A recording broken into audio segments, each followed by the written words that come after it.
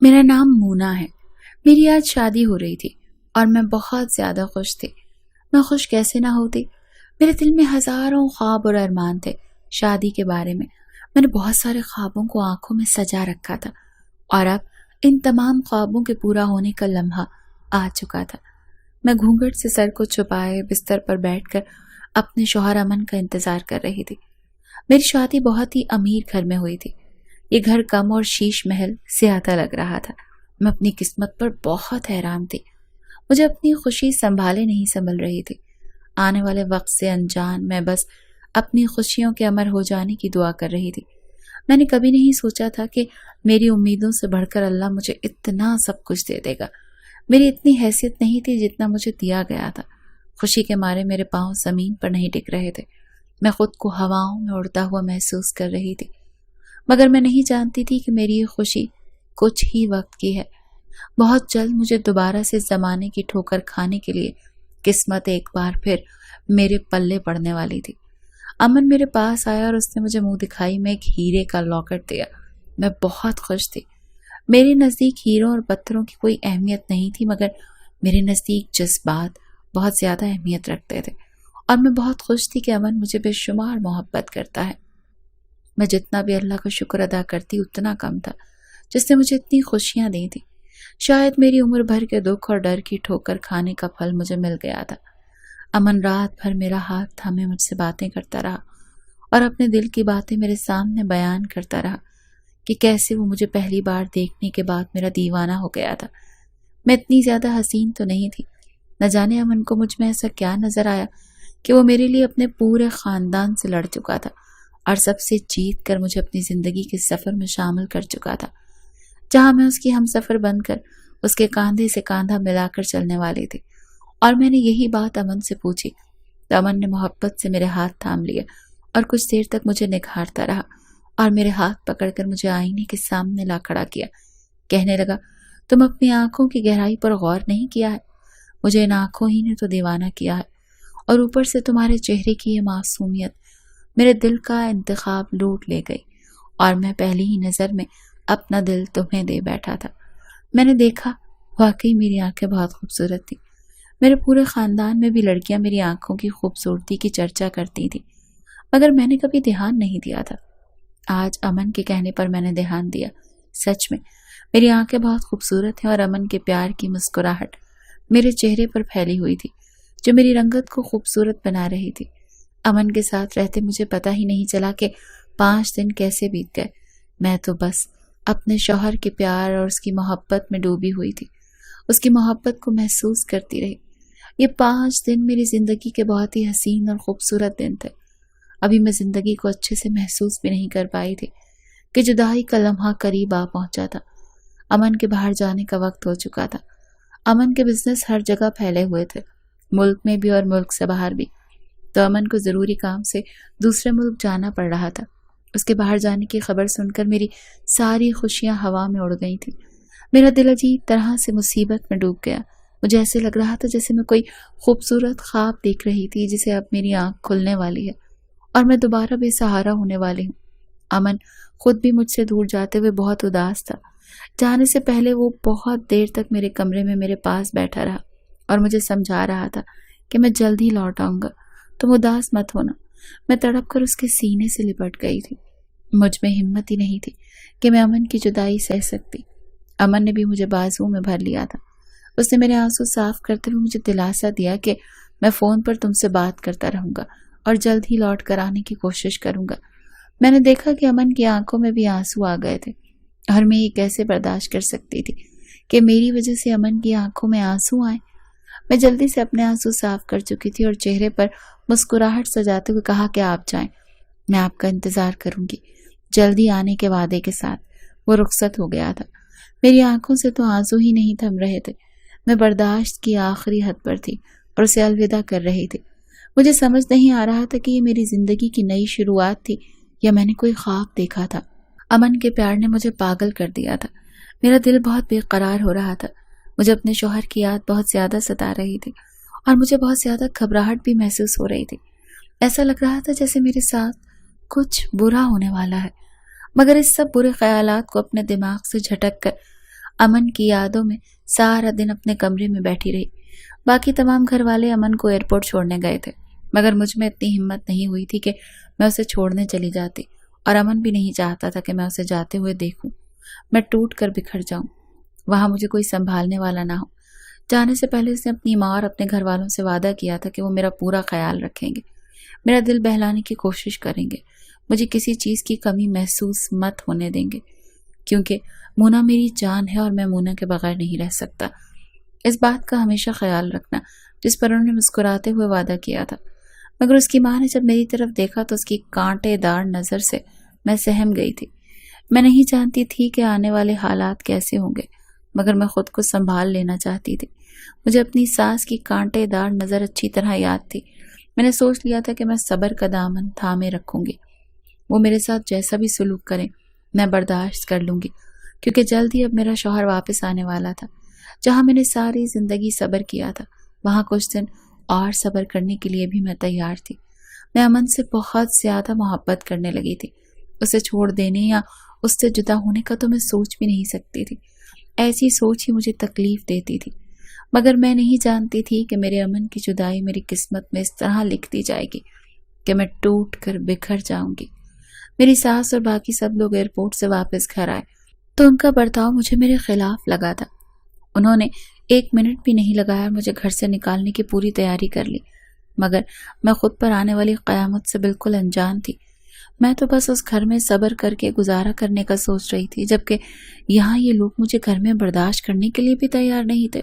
وہ لوگ جو کچھ وقت پہلے میرے شوہر کے ساتھ ہنس ہنس کر باتیں کر رہے تھے، میرا خیال رکھنے کا وعدہ کر رہے تھے، اب مجھے باہر نکالنے میں کوئی کسر نہیں چھوڑ رہے تھے۔ میری ساس میرے پاس آئی اور مجھ سے کہا کہ چپ چاپ میرے گھر کو چھوڑ دو، کیونکہ تم میرے بیٹے کی وجہ سے اس گھر میں تھی اور میں اپنے بیٹے کی وجہ سے ہی تجھے برداشت کر رہی تھی۔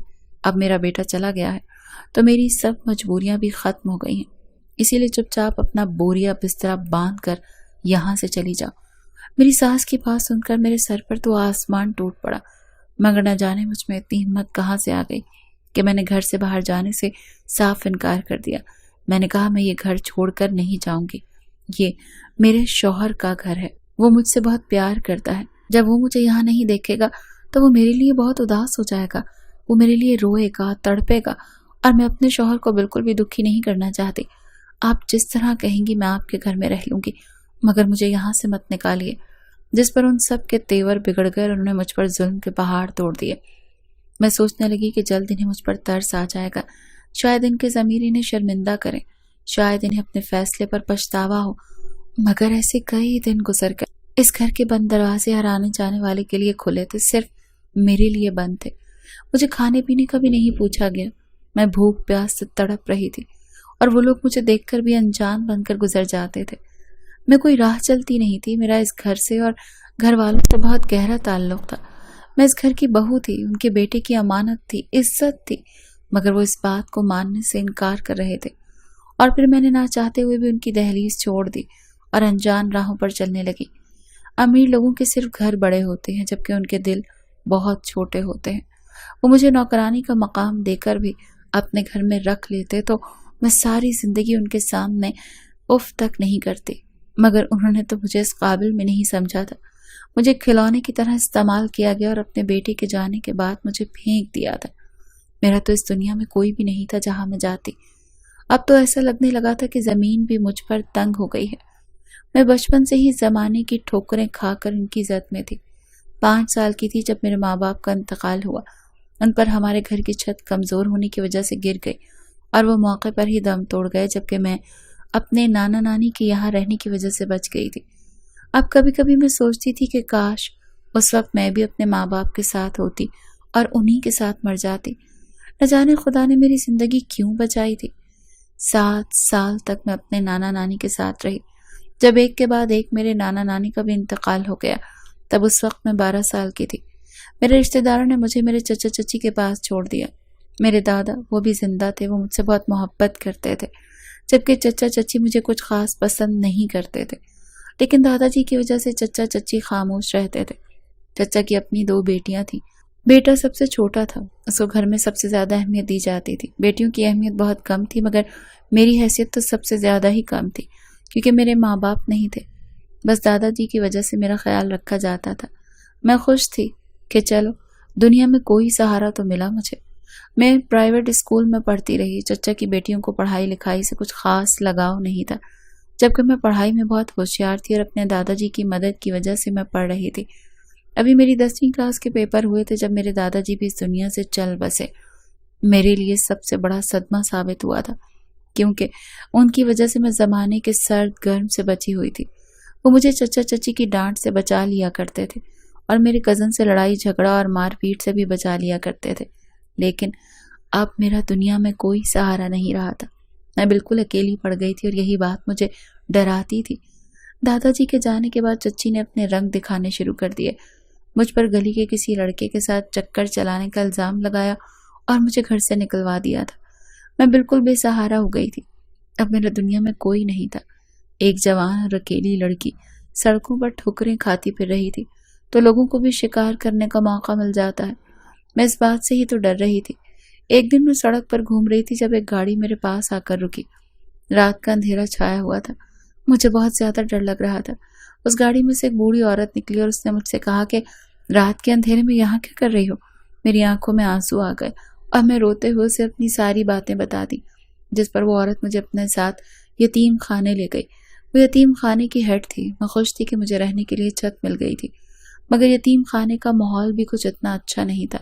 میں آگے پڑھنا چاہتی تھی اور بہت مشکلوں سے میں نے اس عورت کو راضی کیا تھا۔ یتیم خانے میں بہت ہی محنت کے کام کرائے جاتے تھے۔ اس عورت نے مجھ سے سلائی کڑھائی کا کام کروانا شروع کر دیا۔ میں پہلے اپنے حصے کا جھاڑو برتن کرتی اور اس کے بعد اپنے کپڑے دھوتی اور سلائی بنائی کا کام بھی کرنے لگتی۔ ان سب کاموں کے ہونے کے بعد میں رات کو کچھ دیر پڑھتی اور پڑھتے پڑھتے ہی سو جاتی۔ میرے لیے یہ بات بہت اچھی تھی کہ وہ مجھے پڑھنے دے رہی تھی۔ مجھے امید تھی کہ میں پڑھ لکھ کر کوئی اچھی نوکری کرنے لگوں گی۔ میری نوکری کرنے سے پہلے اس عورت کا رویہ میرے ساتھ اچھا ہونا شروع ہو گیا۔ کئی بار میں نے اس کی بیماری میں اس کا خیال کسی سچے دوست کی طرح رکھا، جس سے وہ بہت زیادہ خوش ہوئے اور اس نے مجھ سے کہا کہ کوئی بھی اچھا رشتہ آئے گا تو وہ ضرور میری شادی کروا دے گی، مگر اس کی نوبت ہی نہ آئی۔ اس وقت میں پیپر دے رہی تھی۔ پیپر دینے کے بعد میں واپس آ رہی تھی جب میری کسی لڑکی کے ساتھ ٹکر ہو گئی۔ وہ میرے ساتھ لڑائی کرنے لگی تو ایک بہت ہی خوبصورت نوجوان نے آ کر مدد کی اور مجھے اس لڑائی جھگڑے سے نکال لیا۔ وہ کسی بڑے اور امیر خاندان کا لگ رہا تھا، مگر مجھے اس سب سے کوئی مطلب نہیں تھا۔ لیکن اس لڑکے کے ساتھ میرا ملنا میری زندگی میں بہت خوبصورت موڑ لے کر آیا، کیونکہ اس لڑکے کو مجھ سے محبت ہو گئی تھی اور وہ میرا پتہ ڈھونڈتے ڈھونڈتے اس یتیم خانے تک آ پہنچا۔ اس نے ہیڈ سے شادی کرنے کی بات کی۔ اس کے بارے میں سن کر ہیڈ نے ایک ہنگامہ کھڑا کر دیا اور اس نے مجھ پر طرح طرح کے الزام لگائے۔ اس کا کہنا تھا کہ میں باہر پڑھائی کے بہانے لڑکوں کو پھنسانے کے لیے جاتی تھی اور اب ایک امیر لڑکے کو پھنسا کر لے آئی ہوں۔ میرے کردار پر لگنے والے یہ الزام مجھ پر بہت برے تھے، مگر یتیم خانے کی باقی لڑکیوں نے میرا حق لینا شروع کر دیا، کیونکہ میرا سلوک سب کے ساتھ ہی بہت دوستانہ تھا۔ میں ان کے کاموں میں بھی ان کا ہاتھ بٹا دیا کرتی تھی۔ لڑکیاں میرے اچھے برتاؤ سے بہت متاثر تھیں اور یہ بھی جانتی تھیں کہ میں برے کردار کی لڑکی نہیں ہوں۔ ہیڈ جب تمام لڑکیوں کو میری طرف دیکھا تو اس نے اسی میں بھلائی جانی کہ وہ میری شادی اس لڑکے سے کروا دے، کیونکہ اس نے یتیم خانوں میں اب بغاوت کی بو سونگھ لی تھی۔ اگر میں وہاں پر رہتی تو اس کے لیے اور بھی مشکل ہو جاتی اور باقی لڑکیوں کو بھی اپنے اوپر ہونے والے ظلم سے بچانے کے لیے کہتی رہی، مگر وہ میری بات نہیں سنتی تھی۔ میں نے ان سے کہا کہ وہ اپنی زندگی اسی طرح جل بھن کر گزارتی رہیں گی، جبکہ میں تو اپنی زندگی پورے سکون انداز میں گزاروں گی اور میں اب اور کوئی ظلم برداشت نہیں کروں گی۔ اس طرح کی بڑی بڑی باتیں کر کے میں یتیم خانے سے نکل آئی اور امن مجھ سے شادی کر کے مجھے اپنے گھر لے گیا اور اس کے گھر جاتے ہی اس کے گھر والوں نے مجھے گھر سے نکال دیا۔ اس سب کے لیے میں بالکل بھی تیار نہیں تھی۔ میں اس شادی سے بہت خوش تھی اور اپنے شوہر سے بہت محبت کرنے لگی تھی۔ مجھے لگ رہا تھا کہ شادی کے بعد میرے حالات بہتر ہو جائیں گے۔ مجھے کیا معلوم تھا کہ یہ شادی میرے لیے سارے دروازے ہی بند کر دے گی۔ میں جہاں سے آئی تھی اب وہاں کس منہ سے واپس جاتی؟ سب کو کیا کہتی کہ جس یتیم خانے کو چھوڑتے ہوئے میں بہت خوش تھی، اب میرا بھی گھر ہوگا، آشیانہ ہوتا۔ 5 دن کے بعد مجھے دھکے دے کر مجھے گھر سے نکال دیا گیا۔ میرے خوابوں کا محل زمین پر گر کر چکنا چور ہو گیا تھا۔ اب میں پھر اس یتیم خانے میں واپس کیسے جاتی؟ اور پھر وہاں کی ہیڈ مجھے یتیم خانے میں گھسنے بھی نہیں دیتی۔ ایسی سوچ مجھے دوبارہ یتیم خانے میں جانے سے بھی روک رہی تھی۔ زندگی میں کتنے دکھ تکلیفیں اور پریشانیاں کیوں نہ ہوں، لیکن ہمیشہ ایک لڑکی کے دل میں ایک آس ہوتی ہے کہ اس کا شوہر اس کا ہمسفر ہوتا ہے، ہمیشہ اسے اپنے اچھے وقت کا انتظار ہوتا ہے، خدا پر بھروسہ ہوتا ہے کہ اس کا اچھا وقت ضرور آئے گا، کوئی شہزادہ نہ بھی آئے مگر کوئی نیک انسان آ کر اس کا ہاتھ پکڑ کر اسے اپنے ساتھ لے جائے گا اور نئی دنیا بسا لے گا، اور پھر ہمیں لگتا ہے کہ ہم خود کو جھوٹے دلائل دے رہے ہیں۔ اچھا وقت کبھی نہیں آتا، الٹا اس سے بھی برا اور بھیانک وقت آ جاتا ہے کہ انسان کے سوچنے سمجھنے کی صلاحیت ہی کھو جاتی ہے اور مایوسی مکمل طور پر گھر کر لیتی ہے۔ میری زندگی میں 5 دن کے لیے خوشیاں آئی تھیں، صرف 5 دن کے لیے، لیکن یہ 5 دن میری زندگی کے سب سے خوبصورت اور حسین دن تھے۔ میری ساری زندگیاں بھی ایک طرف اور یہ 3 دن ایک طرف۔ ان 5 دنوں میں نے بہت سے خواب سجائے تھے۔ امن کے ساتھ میں بہت خوش تھی۔ ہماری شادی کو صرف 5 ہی دن تو ہوئے تھے کہ میرے شوہر کو کسی ضروری کام سے باہر جانا پڑا، اور اس کے جاتے ہی اس کے گھر والوں نے مجھے دھکے دے کر رات کے اندھیرے میں گھر سے باہر نکال دیا۔ مجھے سمجھ نہیں آ رہا تھا کہ مجھے کیوں گھر سے نکالا جا رہا ہے، میرا جرم کیا ہے۔ میں روتی رہی، گڑ گڑاتی رہی اور لوگوں سے اپنے جرم کے لیے پوچھتی رہی، مگر میرے سوالوں کا کسی نے کوئی جواب نہیں دیا، بس میرے غریب ہونے سے نفرت کی اور مجھے دھکے دے کر گھر سے باہر نکال دیا۔ میں تو پہلے بھی یتیم خانے میں رہتی تھی، اب میں بالکل ہی سڑک پر آ گئی تھی۔ سڑک پر ایک اکیلی لڑکی، ماحول بہت خراب تھا اور اوپر سے سردی کا موسم تھا۔ سردی اس قدر تھی کہ میں کانپ رہی تھی۔ ٹھنڈی ہوا جسم سے ٹکرائی تو مجھے کچھ سمجھ نہیں آ رہا تھا کہ کس طرف جاؤں۔ وہاں ایک بینچ تھی، رات کا وقت تھا، میں وہیں بیٹھ گئی۔ جیسے ہی وہاں بیٹھی وہاں 2 لفنگے لڑکے آ گئے، میں گھبرا گئی، وہ مجھے تنگ کرنے لگے۔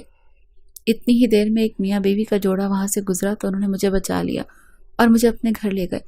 وہاں میں گئی تو میرے ہوش اڑ گئے، کیونکہ وہ میرے شوہر کے دوست کا گھر تھا۔ اس نے میرے شوہر کو کال کی اور وہ مجھے گھر لے کر آیا۔ غصے کے شعلے لیے وہ مجھے گھور رہا تھا۔ میرے منہ سے رکی رکی ہوئی آواز نکلی، میں چھوڑو مجھے درد ہو رہا ہے، جس پر امن نے بھی غصے سے کہا، اور جو اتنے سالوں سے میں جو درد جھیل رہا ہوں، کیا تم نے کبھی احساس کیا کہ تمہارے بغیر میرے اتنے سال کیسے کٹے ہوں گے؟ وہ مجھ سے گزرے ہوئے سال کا حساب مانگ رہا تھا، اور اب مجھے سمجھ میں نہیں آ رہا تھا کہ یہ ایسا کیوں ہے۔ جس انسان کو اس کی بیوی کی بے وفائی نے توڑ کر رکھ دیا ہو، وہ باہر سے ایسے ہی ہو جاتا ہے۔ وہ میری تلاش میں پاگل ہو رہا تھا، مگر میں تھی کہ مل ہی نہیں رہی تھی۔ اسے اس کے گھر والوں نے بتایا تھا کہ جس دن سب لوگ امن کو ایئرپورٹ چھوڑنے کے لیے گئے تھے، پیچھے سے میں فرار ہو گئی تھی اور گھر کا تمام مال اور زیور لے کر چلی گئی تھی۔ امن کو ان باتوں پر یقین نہیں آیا۔ اس نے یتیم خانے میں بھی پوچھا تھا، میں وہاں بھی نہیں تھی۔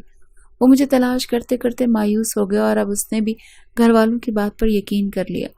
ان کے گھر والوں نے اس حرکت سے اور کچھ نہیں ہوا تھا۔ ان کا بیٹا لڑکیوں سے نفرت کرنے لگا تھا اور ایک سخت مزاج کا انسان بن گیا تھا۔ مجھے اچھی طرح یاد تھا کہ امن کس قدر زندہ دل اور ہنستا کھیلتا انسان تھا۔ میں نے جو 5 دن اس کے ساتھ گزارے تھے وہ میری زندگی کے بہترین دن تھے، مگر یہاں مجھے اس کی شخصیت کا ایک اور روپ دیکھنے کو ملا جو سراسر اس کے گھر والوں کی دین تھا۔ میں امن کی غلط فہمی کو دور کر دینا چاہتی تھی۔ میں اسے بتانا چاہتی تھی کہ میں اس کے ساتھ کوئی بے وفائی نہیں کی۔ اس کے گھر والوں نے مجھے دھکے مار کر نکالا، مگر مجھے نہیں لگ رہا تھا کہ وہ میرا یقین کرے گا، اسی لیے میں نے اسے کچھ بھی بتانے کے بجائے اپنے ساتھ بھائی بھابھی کو گھر لے آئی۔ میں نے بھائی بھابھی کو فون کر کے بلایا اور انہیں سب کچھ بتانے کے لیے کہا، جس کے بعد بھائی نے انہیں سچائی بتائی۔ ان کی تمام باتیں سننے کے بعد امن نے آنسو بھری آنکھوں سے میری طرف دیکھا۔ اس نے میرے سامنے ہاتھ جوڑ دیے۔ میں نے جلدی سے اس کے ہاتھ اپنے ہاتھوں میں تھام لیے اور اس کے گلے لگ گئی، کیونکہ جتنی تکلیف انہوں نے مجھے کھونے کے بعد اٹھائی تھی اتنا ہی درد میرے دل میں بھی تھا۔ اب امن نے اپنے گھر والوں کے ساتھ ملنا جلنا بند کر دیا تھا، بس کبھی کبھار فون پر بات کر لیا کرتے تھے، اور انہیں بتا دیا تھا کہ انہوں نے مجھے ڈھونڈ لیا ہے۔ وہ میرے ساتھ لندن میں رہنے لگے اور ہم دونوں بہت خوشحال زندگی گزارنے لگے۔